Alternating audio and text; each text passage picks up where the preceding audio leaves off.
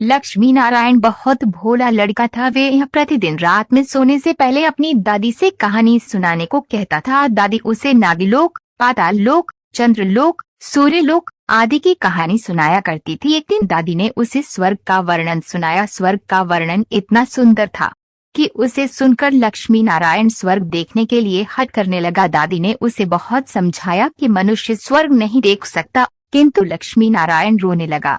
रोते रोते ही वो सो गया। उसे स्वप्न में दिखाई पड़ा कि एक चमचम चमकते देवता उसके पास खड़े होकर कह रहे थे, बच्चे, स्वर्ग देखने के लिए मूल्य देना पड़ता है। तुम सर्कस देखने जाते हो तो टिकट देते हो ना, स्वर्ग देखने के लिए भी तुम्हें उसी प्रकार रुपए देने पड़ेंगे। स्वप्न में ही लक्ष्मी नारायण सोचने लगा कि मैं दादी से रुपए मांग लूंगा, लेकिन देवता ने कहा, डैश, स्वर्ग में तुम्हारे रुपए नहीं चलते, यहाँ तो भलाई और पुण्य कर्मों का रुपया चलता है। अच्छा, तुम ये डिबिया अपने पास रखो। जब तुम कोई अच्छा काम करोगे तो इसमें 1 रुपया आ जाएगा, और जब कोई बुरा काम करोगे तो 1 रुपया इसमें से उड़ जाएगा। जब ये डिबिया भर जाएगी तब तुम स्वर्ग देख सकोगे। जब लक्ष्मी नारायण की नींद टूटी तो उसने अपने सिरहाने सचमुच एक डिबिया देखे। डिबिया लेकर वह बड़ा प्रसन्न हुआ। उस दिन दादी ने उसे पैसा दिया। पैसा लेकर वह घर से निकला। एक रोगी भिखारी उससे पैसा मांगने लगा। लक्ष्मी नारायण भिखारी को बिना पैसे दे भाग जाना चाहता था। इतने में उसने अपने अध्यापक को सामने से आते देखा। उसके अध्यापक उदार लड़कों की बहुत प्रशंसा किया करते थे। उन्हें देखकर लक्ष्मी नारायण ने भिखारी को पैसा दे दिया। अध्यापक ने उसकी पीठ ठोकी और प्रशंसा की। घर लौटकर लक्ष्मी नारायण ने वह डिबिया खोली,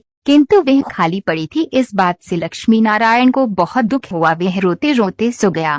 सपने में उसे वही देवता फिर दिखाई पड़े और बोले, डैश, तुमने अध्यापक से प्रशंसा पाने के लिए पैसा दिया था, सो प्रशंसा मिल गई, अब रोते क्यों हो? किसी लाभ की आशा से जो अच्छा काम किया जाता है वह तो व्यापार है, वह पुण्य थोड़ी है। दूसरे दिन लक्ष्मी नारायण को उसकी दादी ने 2 आने पैसे दिए। पैसे लेकर उसने बाजार जाकर 2 संतरे खरीदे। उसका साथी मोतीलाल बीमार था। बाजार से लौटते समय वह अपने मित्र को देखने उसके घर चला गया।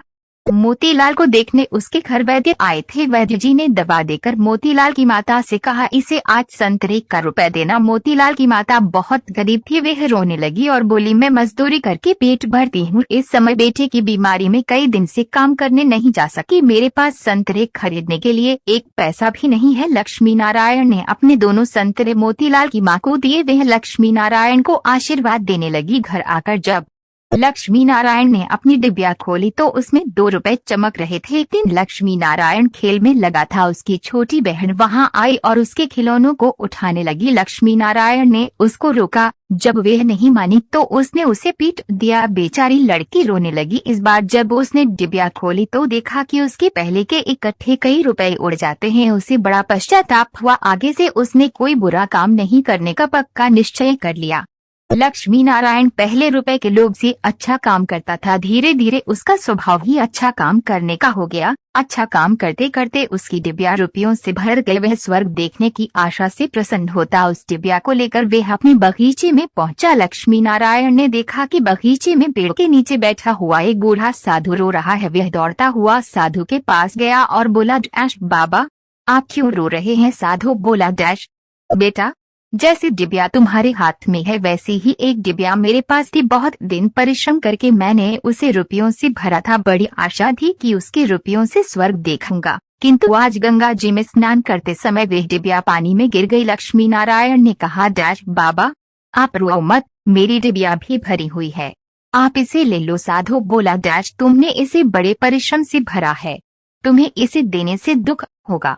लक्ष्मी नारायण ने कहा, डैश, मुझे दुख नहीं होगा बाबा, मैं तो लड़का हूँ, मुझे अभी पता नहीं कितने दिन जीना है, मैं तो ऐसी कई डिबिया रुपए इकट्ठे कर सकता हूँ। आप बूढ़े हो गए हैं, आप अब दूसरी डिबिया पता नहीं भर पाओगे या नहीं, मेरी डिबिया ले लीजिए। साधु ने डिबिया लेकर लक्ष्मी नारायण के नेत्रों पर हाथ फेर दिया। लक्ष्मी नारायण के नेत्र बंद हो गए। उसे स्वर्ग दिखाई पड़ने लगा। ऐसा सुंदर स्वर्ग के दादी जी ने स्वर्ग का वर्णन किया था। वो वर्णन तो स्वर्ग के एक कोने का भी ठीक वर्णन नहीं था। जब लक्ष्मी नारायण ने नेत्र खुला तो साधु के बदले स्वप्न में दिखाई पड़ने वाला वही देवता उसके सामने प्रत्यक्ष खड़ा था। देवता ने कहा, डैश, बेटा, जो लोग अच्छे काम करते हैं स्वर्ग उनका घर बन जाता है।